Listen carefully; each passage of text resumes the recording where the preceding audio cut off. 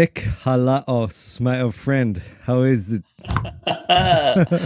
Very good. Michael, how are you? You are looking like the Holy Father Athanasius, or the life of St. Anthony is coming to mind. Yeah, Antony, that's right. I'm sure that's my dad's name, like Antony or Anthony. I can't remember now. Do you know when you become a Greek Orthodox guy or a Russian Orthodox? I'm not sure if it's the same in the Greek thing, but you have to take on a new name. If you became a Greek Orthodox pastor or Russian Orthodox pastor, I was hearing that this week. I actually know someone who went from an evangelical Baptist pastor to become a Russian Orthodox, no less, pastor. And well, what do you call him? Priest, not pastor. I don't know, whatever. And he took on, I forgot the name now, but it was something like the Holy Father of St. Anthony. Some like extremely righteous saint, so and so, or some very. I would go with the righteous Reverend Finney. That would be, yeah. Yeah, I don't know. I think it's got to be from the early church tradition. I think that's the rule. It's got to be one of the Eastern fathers. It's got to be something like that. Okay. But yeah, anyway, so it's crazy. I mean, just seeing that in real life, that was, well, not seeing it, but hearing about it. And it's just the age-old thing, It's just they want the tradition, they want the liturgy, they want the, and apparently went full on. Amazing. Just totally amazing to hear that can even happen. Anyways, all to say, we are introducing the second book of Athanasius, The Life of Antony. We have looked at... Life of Antony. Yeah. So this guy he's the demon slayer. My brother should be on this for us. I mean, my brother should be on this, and he loves... Yeah, man. This book actually blew me away. It was so funny. As I was reading through it, I don't know if it's going to be in part of our readings, but the claim that Athanasius makes is that this guy has the spirit of discernment. And so, he's basically talking to the devil every other day and chasing him off, and it's just amazing. I mean, most of the book's basically about your onslaught with the devil. Mm-hmm. That's what it's all about. It's pretty crazy, for sure. You know what? Okay, well, I mean, what can we say about this guy to kick it off? I mean, he was, Okay, so this is what I know. I'll tell you what I know. Right. I'll show off my learning. Okay. I know two big words. Cool. So before Antony came along, the Eremitic monks predominated. Okay. Big word. Coming from the Greek word eremos, from which we get the Latinized form of hermit. And so this was the basically your individual ascetics who would go live off in the desert. They usually lived in a cave on their own. But Antony was sort of the watershed, the change in history that led to Cenobitic monks. And Cenobitic comes from the two Greek words koinos and bio. So living in communion. So you've got a monastery beginnings there. Monasteries. Yeah. So Antony was the big inspiration for this. So cool. He's very big, very influential, and big shadow in church history. Right. And we, of course, know Athanasius, who's writing the life of Antony, from his big battle with Arian, and we looked at that last time. So let's, rather than duplicate all of that background, which we kind of did mention, why did he write about this guy? Do you know? Just because he was so inspiring. I mean, it's when I was as the way it's seated in church history, it reminded me of David Brainerd's biography. And so like Jonathan Edwards, very impressed with David Brainerd, and the missionary movement explodes. In the same way, Athanasius, very impressed with Antony, and the monastic movement explodes. So it's very significant from that point of view. Yeah. That's a good analogy, I think, and also gives us, I mean, I suppose that's the value of this, again, not to agree with it necessarily, but to it does give you a window into the life of what what people are thinking at the time. And we know Athanasius. We really respect Athanasius. My goodness, the guy, helped us out with the Trinity in ways that we can't understand. And, and yet here we see a window into what made him tick a little bit. And that's very uncomfortable for a Protestant evangelical reformed. And so, it's all good. It's good to get uncomfortable like that and just to see what's going on. And there's no better way to do it than just read. So that's all we're doing. We're just going through snippets of early church fathers. And we're reading. That's what we're doing. We're reading. And then we're going to make some awesome comments, which is, I know what everyone lives for the comments. Everyone waits for that. Yeah. So how are we going to kick it off, man? Are you going for it? All right. So let me kick it off with chapter 2, which gives a little bit of the biography of Antony and how it all started. Cool. So chapter 2, after the death of his father and mother, he was left alone with one little sister. His age was about 18 or 20, and on him the care both of home and sister rested. Now it was not 6 months after the death of his parents, and going according to the custom into the Lord's house, he communed with himself and reflected as he walked, how the apostles left all and followed the Savior, and how they in the Acts sold their possessions and brought and laid them at the apostles' feet for the distribution to the needy, and what and how great a hope was laid up for them in heaven. Pondering over these things, he entered the church, and it happened, the gospel was being read. And he heard the Lord saying to the rich man, if thou wouldest be perfect, go and sell that thou hast, and give to the poor, and come follow me, and thou shalt have treasure in heaven. Antony, as though God had put him in mind of the saints, and the passage had been read on his account, went out immediately from the church, and gave the possessions of his forefathers to the villagers. They were 300 acres, productive and very fair, that they should be no more a clog upon himself and his sister. And all the rest that was movable he sold. And having got together much money, he gave it to the poor, reserving a little, however, for his sister's sake. Well, okay. There we go. All right. So this is the way it starts off. The rich man hearing the very convicting words about selling everything and giving it all to the poor. Mm-hmm. And he's the guy who goes and does it. You've almost got a Buddha thing going on there, in that. And just a literal reading at some level of the text, except that he didn't take two swords, or did he take one sword? I don't know. We don't even know about any of that. But anyway, so I was preaching on Luke, and preaching on the calling of Levi, Matthew, and he said, "Come and follow me." And it says, and Levi left everything and followed him. And then in the very next verse, and it says, and at his house he threw a great banquet. So he left everything, but not his house. So very good. Yeah. Wow. Unless he bailed out on all of that after the banquet.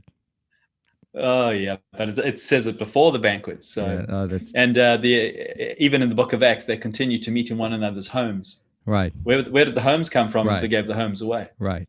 Yeah. It's a good point. One of the theories is that in the book of Acts, the land that was sold, or the possessions that were sold, was the burial. So you like, if you were a Jew and you were part of the dispersion, you bought yourself a burial plot in Jerusalem. Every Jew wanted to be buried in Jerusalem. And that was what was sold and given to the poor. Not necessarily their houses, but it's possible that it was just that little bit of real estate. That's one theory. All right. Yeah, wow. And what would that mean for us today? Sell your insurance policy. Something like that. There you go. There we go. All right, so I'm jumping over to chapter 8, and alrighty. I'll just. So you're just gonna have to tell me which chapters you're doing. Okay, 8. Great. Yeah. 8. Go for it. All right, and this is the slightly, I think, abridged and abbreviated version. So we'll just mix it up like that. All right. Tightening his hold upon himself, Antony departed to the tombs, which were some way from the village. Having asked a friend to bring him bread regularly, he entered one of the tombs and remained within alone, the friend having shut him in. When the enemy could no longer endure this, but was afraid that in a short time Antony would fill the desert with the monastic discipline, he came one night with a multitude of demons and whipped him so severely that he lay on the ground speechless from pain. He claimed that the torture was so severe that no human blows could ever have hurt so much. In the providence of God, who never overlooks those that hope in him, his friend came the next day with the loaves. Having opened the door and seeing Antony lying on the ground as though dead, he lifted him up and carried him to the village church and laid him on the ground. Many of his relatives and the villagers sat around Antony as round a corpse. But about midnight he came to himself and arose. When he saw them all asleep, and only his friend keeping watch, he summoned him and asked him to carry him back to the tombs without waking anybody. There you go. So we've got demons, we got self-resurrection. It's yeah. We've got that real humility. Just wants to go back without waking anyone up. Right. It's yeah. It's only what Jesus did on the third day. It's very mythological in that sense. You know, it's very much praising the guy. We live in a day and age now where we no longer, our Christian heroes are not heroes. We like to show them warts and all. This is the very early stages of Christian biography where it's nothing like that whatsoever. I wondered to the degree, or to what degree people would have known that. You know what I mean? That would have been in their conscience, or at least consciousness. I mean, like I know that they would have wanted to hear these great tales, but I'm almost wondering if there's not something lost. I mean, I know we can't answer that right now. That would take a heck of a lot of research, but it's just a question I have often in that, so often you think of Genesis 1, for example, and just how we could so badly misread that in light of all the things that have happened since then. To the original audience, they're just not processing things like cosmogony in the same way. Same thing with biography, as you just said. It's just everyone understands that you play the hero up, that the mythical Greco-Roman hero. That's the job of the storyteller. He has to lift him up, and I think everyone takes it with a pinch of salt, maybe, or I don't know. What the way of understanding it was. Yeah. Yeah.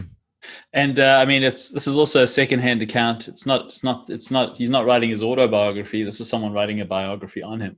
And so someone who's amazed by him sort of talks it up. Yeah. I don't know. Right. That too. Yeah, exactly. All right, cool. Well, I've got a few comments on the demon thing, but let's save that until we reach the accumulative force. As we see all of the spiritual warfare that goes on here. So 14. Yeah. That's you. 14. All right. And so for nearly 20 years, he continued training himself in solitude, never going forth and but seldom seen by any. After this, when many were eager and wishful to imitate his discipline, and his acquaintances came and began to cast down and wrench off the door by force, Antony, as from a shrine, came forth initiated in the mysteries and filled with the Spirit of God.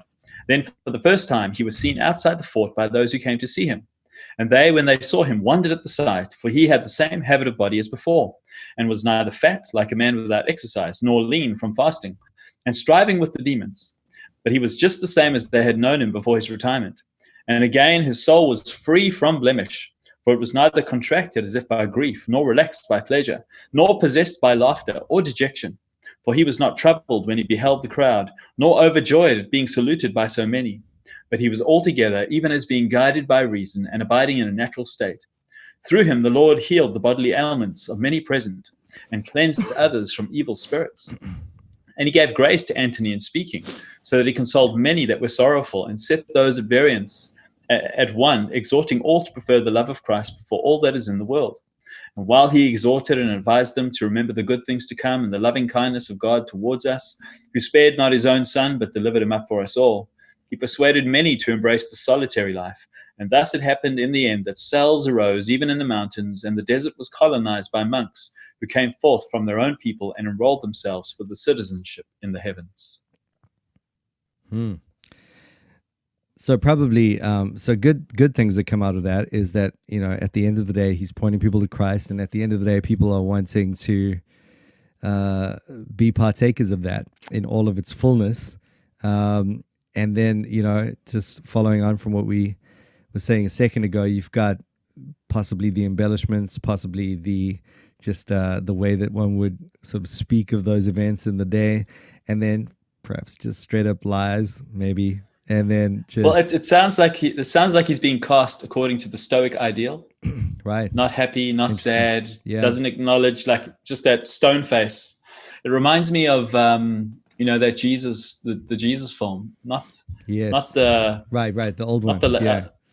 the slightly older one, the Luke one. Right, And not the guy's not face, the he doesn't happy, move his not the face. happy Jesus either. That was the one that came in between. I don't know if you saw that one. The charismatic happy I Jesus. don't know. That was No, not the happy dude, not the happy guy. Okay, yeah. But the other one, the one before that one, the one that was translated into every language under the I sun. kind of like that one. I got to be honest. Well, you know what? When the actor was being interviewed, this is what he said. He said he didn't know how to enact the emotion, so he just didn't. Wow. And so there's this very flat performance all the way through. Wow.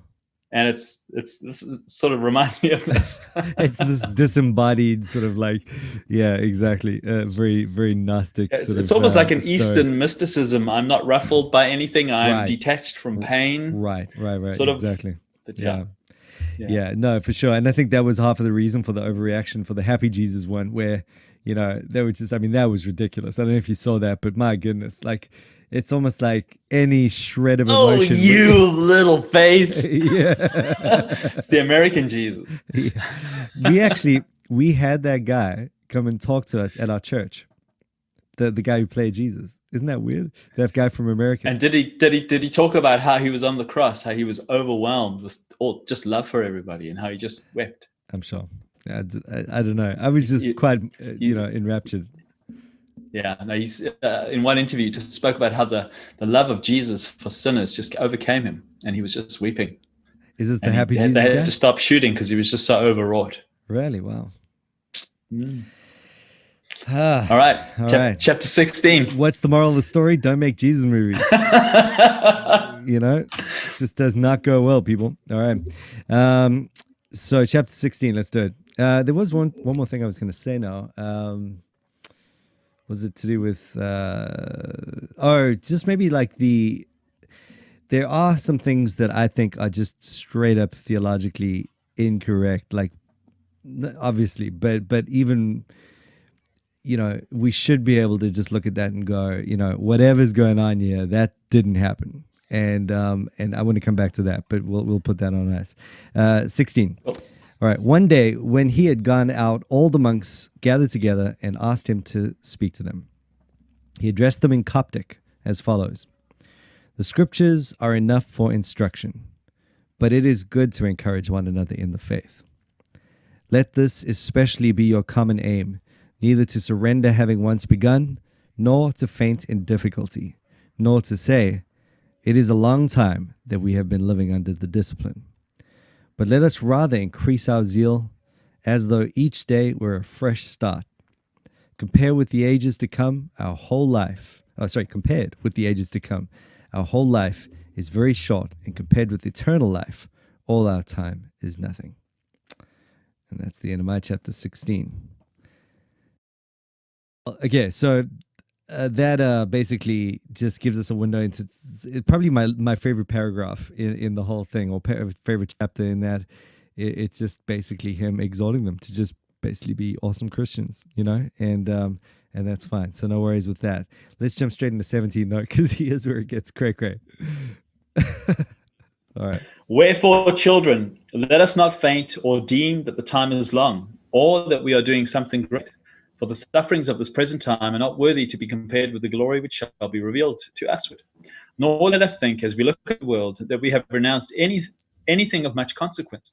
For the whole earth is very small compared with all the heaven. Wherefore, if it even chanced that we were lords of the earth and gave it all up, it would be not worthy of comparison with the kingdom of heaven. For as if a man should despise a copper drachma to gain 100 drachmas of gold, so if a man were lord of all the earth and were to renounce it, that which he gives up is little, and he receives 100-fold. But if not even the whole earth is equal in value to the heavens, then he who has given up a few acres leaves, as it were, nothing. And even if he have given up a house or much gold, he ought not to boast, nor be low-spirited. Further, we should consider that even if we do not relinquish them for virtue's sake, still afterwards, when we die, we shall leave them behind. Very often, as the preacher saith, to those to whom we do not wish, why then should we not give them up for virtue's sake, that we may inherit even a kingdom? Therefore, let the desire of possession take hold of no one. For what gain is it to acquire these things which we cannot take with us? Why not rather get those things which we can take away with us? To wit, prudence, justice, temperance, courage, understanding, love, kindness to the poor, faith in Christ, freedom from wrath, hospitality. if we possess these, we shall find them of themselves, preparing for us a welcome there in the land of the meek-hearted. Sorry, I take that back. That's my favorite paragraph or chapter. The one I was actually thinking about comes next, 23. So yeah, I like that one though. That's I mean, if anything, the monks, I mean, at least this guy and the way he brought the monastery on, if that brings anything at all to the table, it's this concept right here. That is a constant challenge to every Christian. So really, I think that's where it all shines. Right I guess I just question the necessity of is possession wrong? Right. Okay. Is it wrong to possess things? Yeah. It, didn't God, if you, being a good Reformed Christian, we have a belief that the 8th commandment has implicit in its command not to steal, the right to own and to possess, that God has given these gifts. We're to own them as stewards, but it doesn't deny the reality of possession. Right. So I suppose the way I process that in terms of just the takeaway is less in terms of do as the monks did, and more like let them be this kind of ideal, or not ideal is a bad word, but just an example of those who have taken the principle of just not holding on to earthly possessions to the absolute maximum, which has overlap in that even if you do you possess something, you should loosen your grip on it, ultimately, and make sure that your hope is not here. And they certainly show us that was their heart and goal. But I think what you're saying is right as well, and that obviously we're questioning that literal sort of sense of is it required? Yeah. Right, and that's big.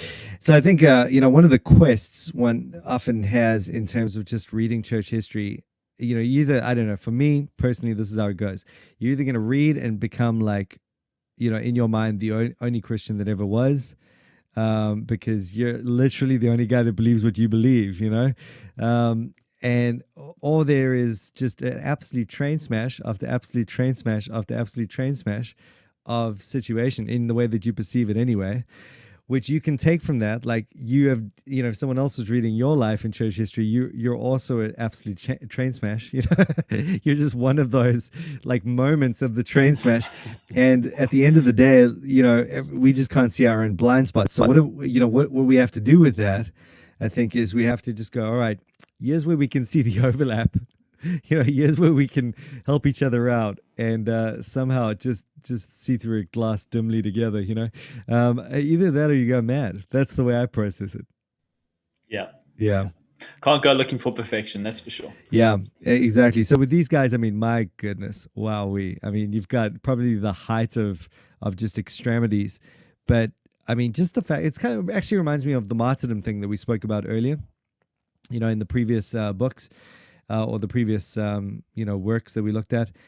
You've got all the crazy embellishments, you got the crazy everything, but the one thing you got to take away from all of that is that, these guys were just willing to die for Christ. They loved not their lives unto death. Yes. Yeah. You know what I mean? And I mean, how today is it the end of the world to be hit with a message that says, don't love your possessions, give them up? You know what I mean? It seems like to even worry about what that's going to do to us is like worrying about the other side of the ditch on the other side of the mountain, and we're not even there. So it can hit us as hard as it can, and it'll only do us a good thing. All right, now here's where I changed my tune on that a little bit. So 23. Getting into the spiritual warfare stuff now. Yeah. Here's where the chapter before this is pretty fine. Yeah, it's just a good theology on demons, but then all right, cool. So let's go. I'll just say also, if anyone's listening, Nick's video is a little bit shot and it's making all these funny sounds, but we'll make it through, man. Can you hear me now? What the ears need to know is that this is not. Can you hear me now?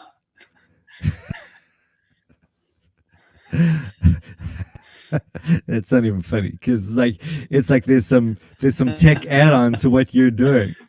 It's creating like a double inverse negative effect, destructive interference. What I want viewers to know, though, is that this is not demonic interference.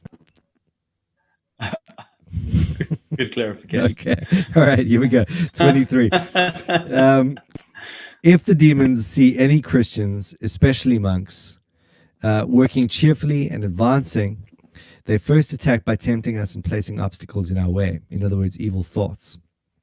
But we need not fear their suggestions, for by prayer, fasting, and faith in the Lord, their attack immediately fails.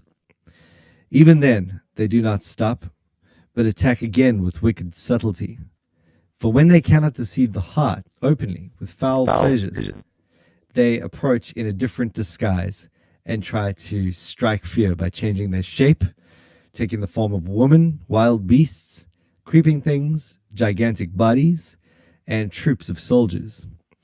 Even then, you need not fear their deceitful displays, for they are nothing and quickly disappear, especially if you fortify yourself with faith and the sign of the cross. Yet they are bold and very shameless, for when thus worsted, they attack in a different way, pretending to prophesy and foretell the future, appearing to be as high as the roof and very wide. Thus endeth chapter 23. And dude, there are parts of the book where he elaborates on his experiences of women coming to him and troops of soldiers, and oh man, we've already seen the one where demons whipped him like no human hand can do. So funny. I was talking a second ago reading. I don't know if you heard it on your side, but I'm saying, and then when they cannot deceive the heart, they approach in different disguise, try and strike fear, and then my voice went, try and strike fear, as I was reading. So I'm like, it's a good thing I put that caveat out about this not being demonic interference. Man. Anyway. So, okay, here's the thing. I really like the first part. I think that's true. Maybe in that I don't know exactly what demons can do in terms of putting thoughts into your mind. I mean, I'm still a little bit unclear on that. In that I'm not entirely sure they have access to your brain, and you know what I mean? There is, I think it's more a matter of the Satan and the world system, and certainly he has his angels and messengers and whatnot that really contrive the world system to lean in its favor. So I think what's going to put temptations in your mind is the advert you saw on TV, which is, part of this global thing that Satan is doing to make things move in his way, or it's going to be that thought that's put in your mind by a philosophy professor as a result of that worldly thing that's going on, or it's going to be whatever it is. It's not going to be some spooky sort of poltergeist thing in your mind. It's going to be like a real concrete thing that you should just really stay away from at the end of the day if you can. And so I think that's important. And then of course when you get to the next part, with the changing of shape, I think that's plain old false. I don't think that. Look, here's what I think. I think that could have happened at some level during the ministry of Christ. But after that, I'm a cessationist. So, sorry.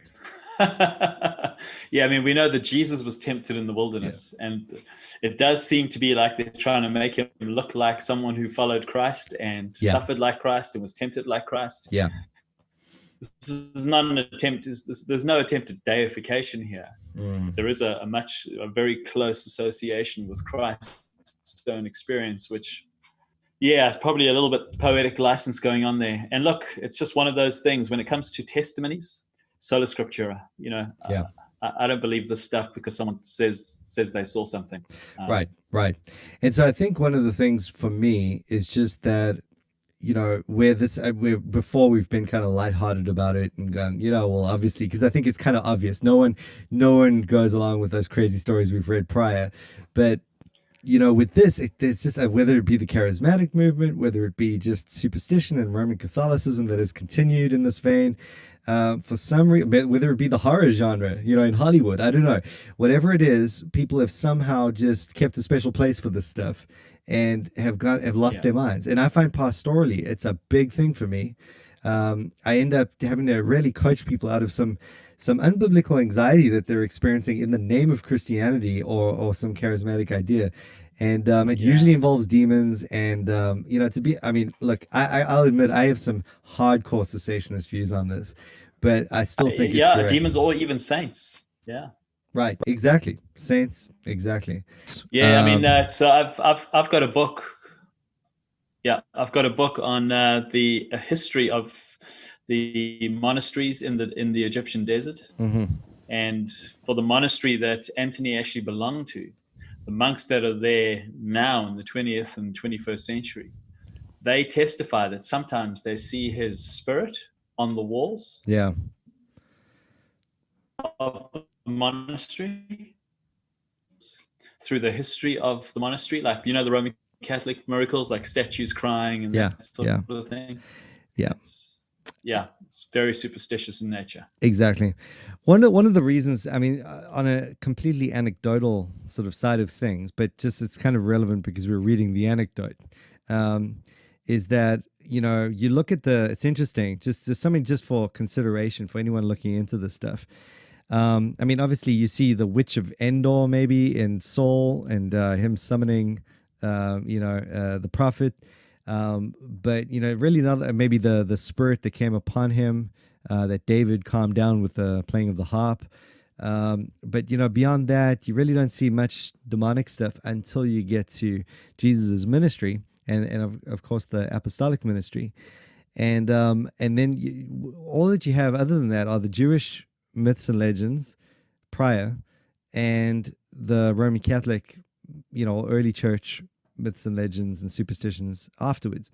And they just very much like we've just read, take on a very different tone to what you read about in the actual Bible. They just have this different thing going on. They're just not quite. It reminds me a little bit of comparing the tongues in charismatic theology to tongues in the Bible.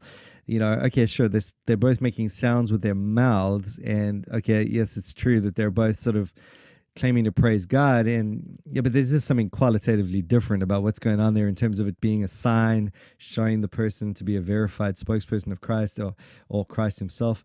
And so, you've got to keep that in mind as you read through this stuff, because, I think whatever your theological position on it, you just have to be careful. It's just one of those facts, those realities that we just don't have stuff like we see in Jesus' ministry. It was a singular event in history, and we've just got to.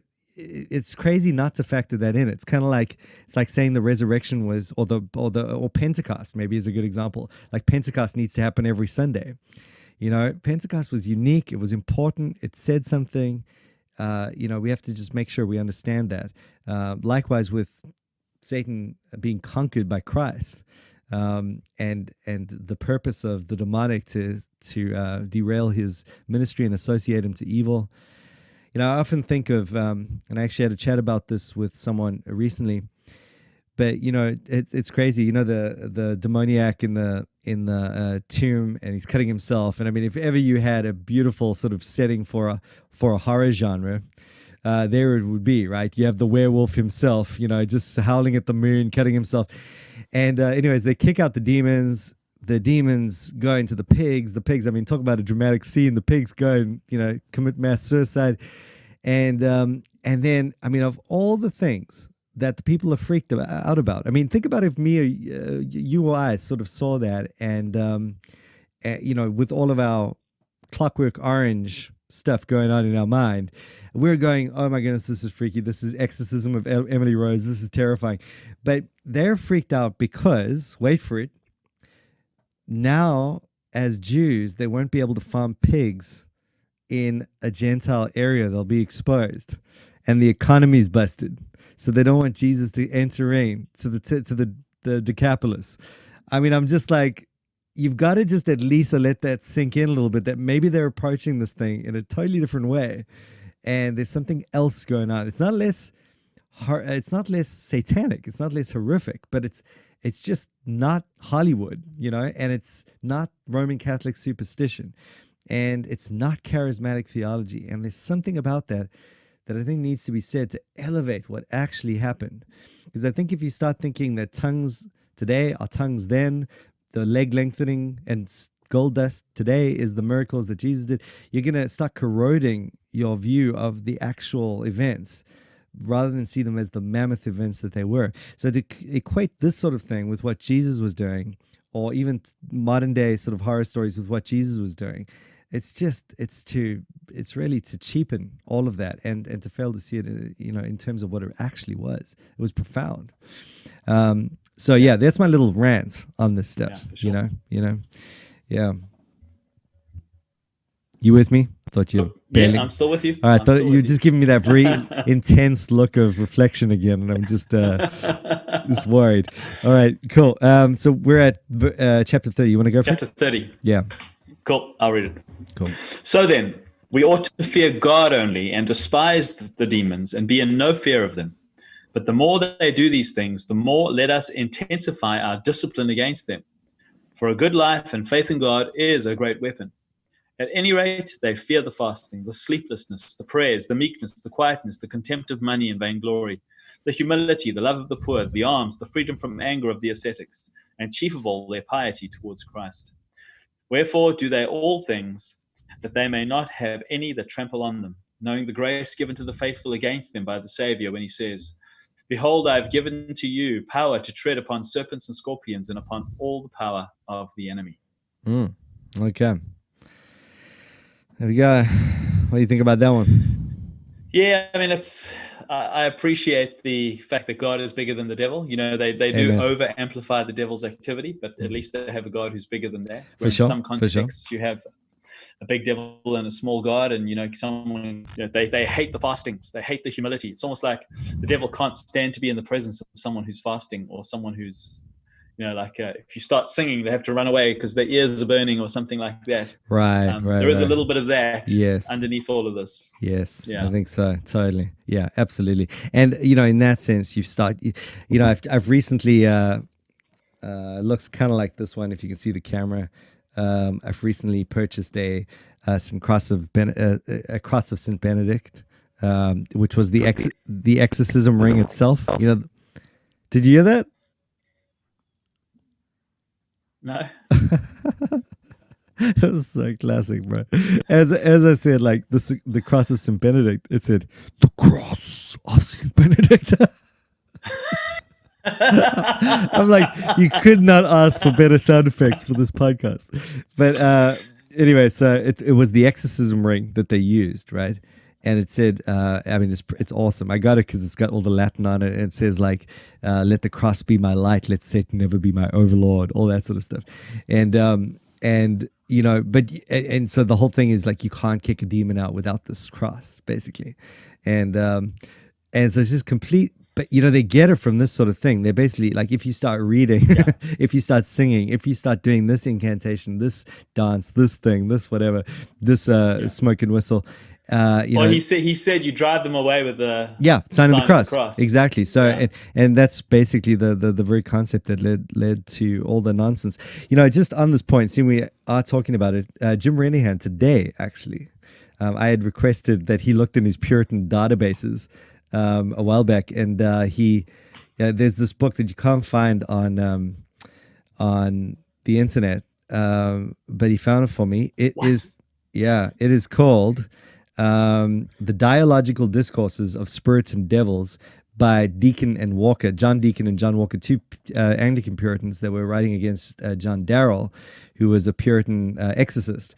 And I've just been interested in that because, as far as I can tell, it's the most awesome exposition. I mean, from against Darrell, because Darrell was a cessationist, but he really played home on this possession exorcism thing. It sort of tied in with the witch hunts and whatnot at the time, and he eventually got shown as a fraud, did real harm to the cause of Christ at that point. Wow. But what was interesting is just how the thing played into the Puritan Anglican debate, and these guys, this book is this treatise, Puritan style, on how it's impossible under a rubric of cessationism for there to be exorcisms and and possessions and dispossessions, they call them. They could be in some sense some sort of dispossession, and they use Aquinas' whole thing, how many angels on a pinhead, all of that. So it's a really rich sort of treatise looking at this whole thing from a theological perspective. But it's been hard to get. I don't know why it's just not been on the internet at all. I would have thought it would have made it to some sort of archive, but it's the devil didn't want it on the internet. There we go. But it's I was interested in it because I was telling someone about my views, and I knew that they were sort of sparsely represented throughout church history, and years now ago. You have at least one other person that believes as you do. That's great. Two others.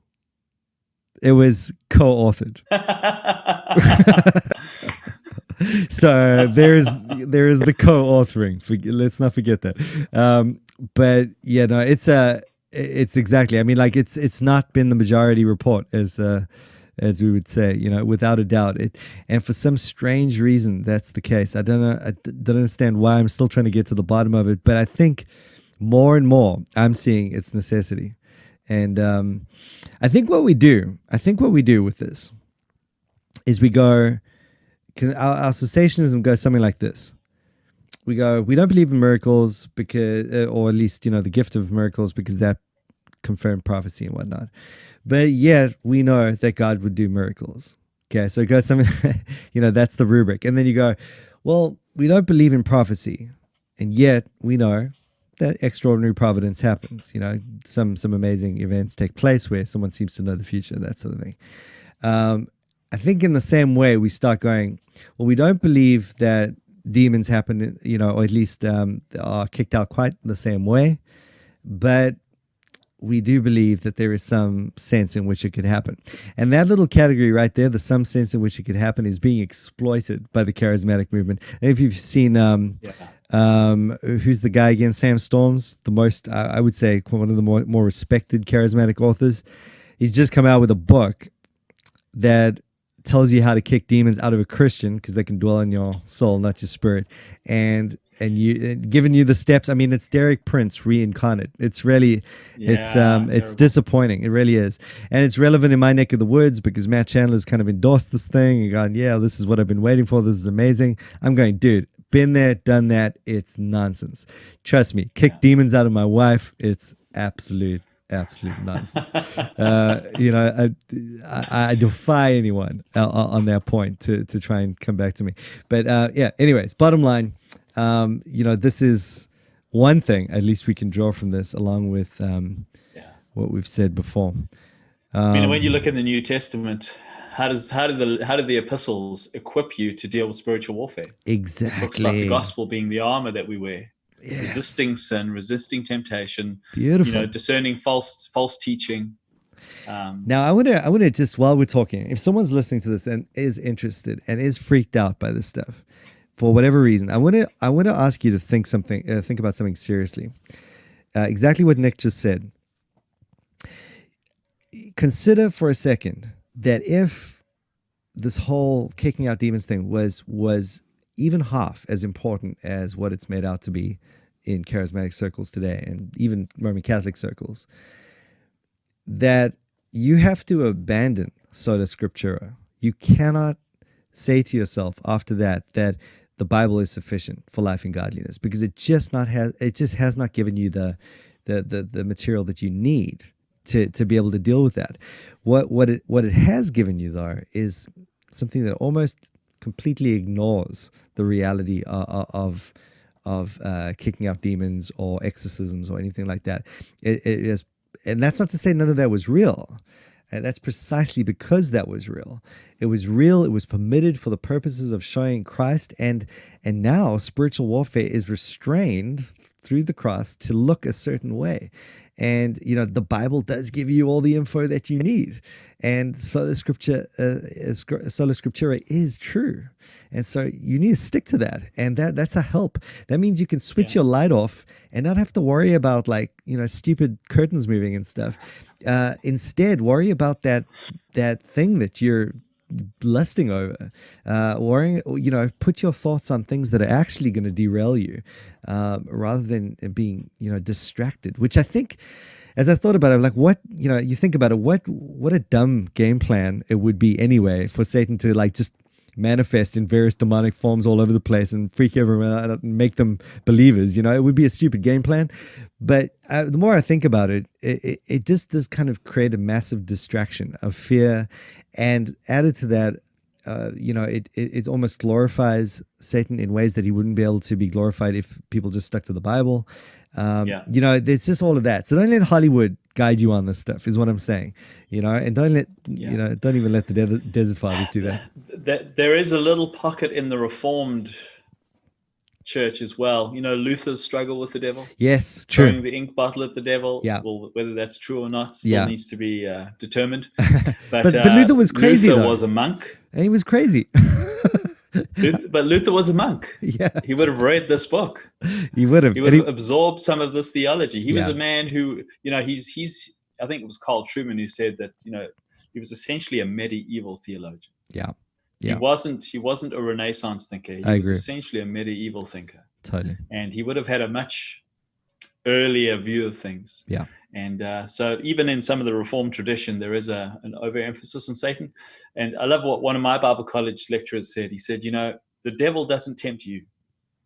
He's off somewhere else tempting the important people. The world formers, the culture formers. Yeah, exactly. I believe it with all my heart. Yeah. Yeah. Yeah. You know, but we tend to like, well, the devil was in my life today, and we think that it's him against me, and it's this one-on-one all the time. Exactly. That's like, who do you think you are? Yeah. Just get a reality check, number one. But you know, even in terms of devils, you know, I really, and one thing I loved about this discourse, this Puritan thing that he takes on, is just the impossibility of a demon actually affecting your thoughts. I love it. Like a big, you know, if you actually get down to it, we talk like that all the time. The devil made me think it. The devil made me do it. No, the TV made you think it. Your brain that absorbed the TV or the thing that you read or the thought that you thought and obsessed over, which Satan might have had everything to do with, and his minions in setting up in terms of just a general world system. But yeah, he didn't make you think it. So don't even have to worry about that. That's not even a thing. And in terms of what happened with the pigs and what happened with the demoniac and the tombstone, what's happening there is a miracle. There's something that's really, it can't happen unless it's like the sun standing still. That's what it is.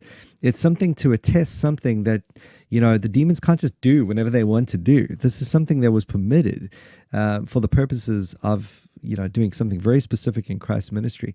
So again, admittedly, it's not the popular view right now. But it certainly is mine. So there you have it. Yeah. Well, there's more advice from Antony in chapter 35. This is my chapter, is it? I think it is. Just go for it. Let's do it. Let's go for it. All right. So this is now on false prophecy from the demonic. When therefore they come by night to you and wish to tell you the future, or say, we are the angels, give no heed, for they lie. Yea, even if they praise your discipline and call you blessed, hear them not, and have no dealings with them. But rather sign yourselves and your houses, and pray, and you shall see them vanish. For they are cowards, and greatly fear the sign of the Lord's cross, since of a truth in it the Saviour stripped them, and made an example of them. But if they shamelessly stand their ground, capering and changing their forms of appearance, fear them not, nor shrink, nor heed them as though they were good spirits. For the presence either of the good or evil by help of God can easily be distinguished. The vision of the holy ones is not fraught with distraction. They will not strive nor cry, nor shall anyone hear their voice, but it comes so quietly and gently that immediately joy, gladness, and courage arise in the soul. For the Lord, who is our joy, is with them, and the power of God the Father. And the thoughts of the soul remain unruffled and undisturbed, so that it, enlightened as it were with rays, beholds by itself those who appear. For the love of what is divine and of the things to come possess it, and willingly it would be wholly joined with them, if it could depart along with them. But if, being men, some fear the vision of the good, those who appear immediately take fear away, as Gabriel did in the case of Zacharias, and as the angel did, who appeared to the woman at the holy sepulchre, and as he did, who said to the shepherds in the gospel, fear not. For their fear arose not from timidity, but from the recognition of the presence of superior beings.